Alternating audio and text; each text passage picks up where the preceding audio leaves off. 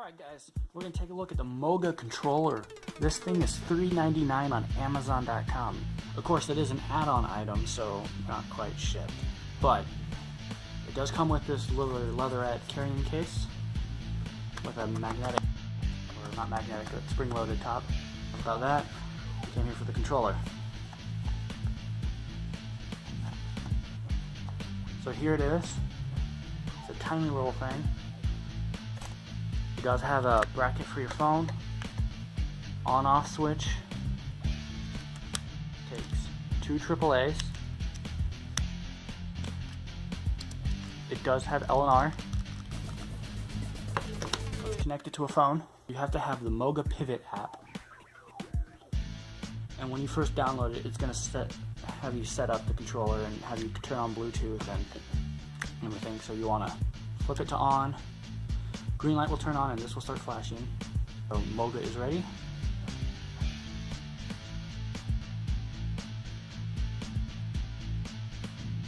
Searching for a Moga controller.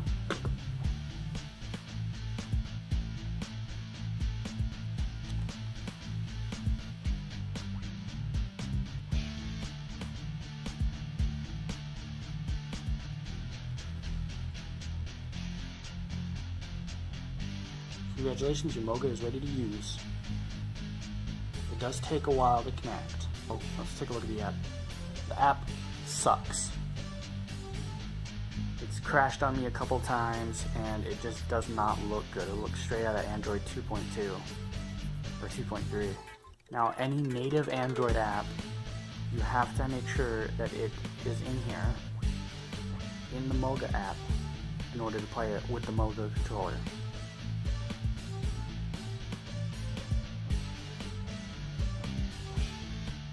And as you can probably guess, that's very limited. The real reason you're looking at this video though is emulators. So let's take a look at SNES 9X. Right out of the box, for me at least, it worked. I suck at Castlevania, so it's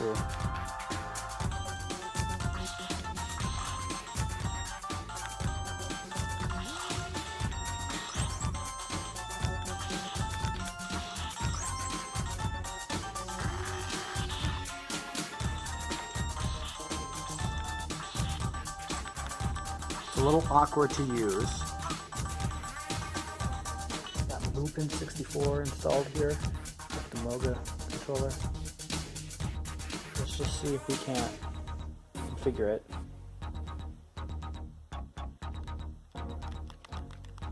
Detects it natively. Alright, so I'm going to go in, configure this a bit better for the game that I'm going to play, and then I'll show you me playing the game. So I've mapped L&R to A and B.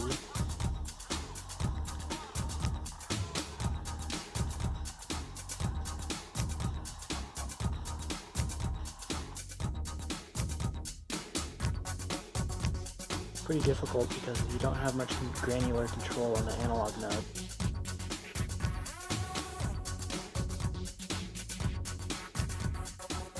The analog node is analog. It's just really hard because it's so stiff to get it into the intermediate positions.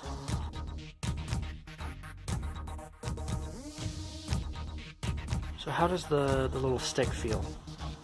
Feels kind of weird. How does it compare to your 2DS? It feels kind of weird. My 2DS is fine. The joysticks were fun on the 2DS. These are kind of funky. That's why I'm having trouble turning.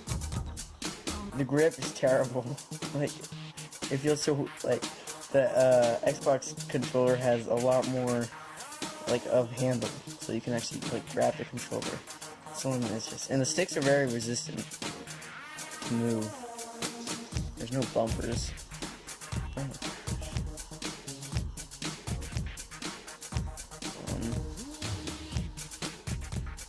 The buttons are really clicky.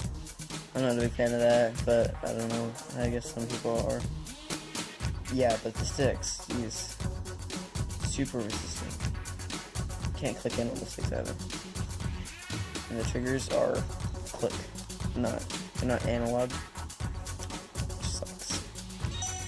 One thing that I don't like is the balance, but that's going to happen with any phone bracket controller. I have the video on the Bebon Cool gamepad, and that has the same issue. But what it doesn't have is this issue right here.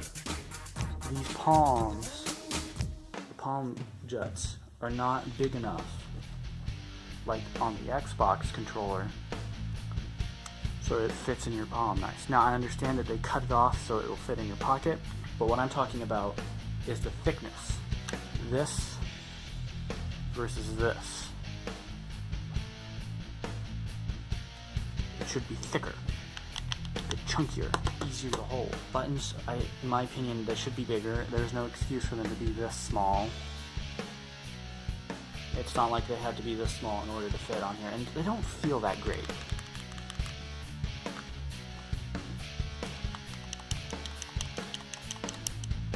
And here I have a Sega Genesis controller.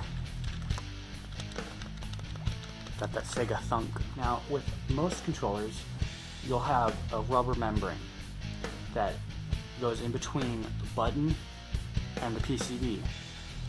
And this rubber membrane has a conductive material, carbon usually, on the bottom of it, so it'll make contact. Now, this feels like a micro switch, which is a switch. It's completely different. Bumpers on an Xbox controller are micro switches. Same with the clicks. Now, the disadvantage to that is they don't feel right. And the analog nubs are a little awkward to use in place of a D-pad. I would have rather had a D-pad than an analog nub. Especially since this won't work with games like Minecraft or any real first-person shooter game, so there's no real point in having an analog stick when you just should have a D-pad. A controller should always have a D-pad. Even the NES controller had a D-pad. The Atari 2600 controller, in a way, had a D-pad. So, the Moga Pocket controller. Would I recommend it? Absolutely not. I cannot recommend this controller, even for $4. I do not think it is worth your time or money to have this controller at all. It doesn't work with most games. It's really small, uncomfortable. The sticks are basically unusable. They might as well just be digital. The only good things I can say about it is the phone bracket works, and it's nice to have an on-off switch. Now, what I would recommend in place of this is the Bebon Cool controller. I don't have much experience with most controllers, but I do know Bebon Cool makes a gamepad that is pocketable. I don't have that gamepad, so I don't know if it sucks or not. But what I can tell you is, based on my experience with this gamepad, is that gamepad should be okay. This is okay. It's not great for 16 and 18-bit games that use the D-pad because of the Chinese D-pad. Also, it's not very good for racing games because it has digital triggers, but it's a hell of a lot better than the Moga.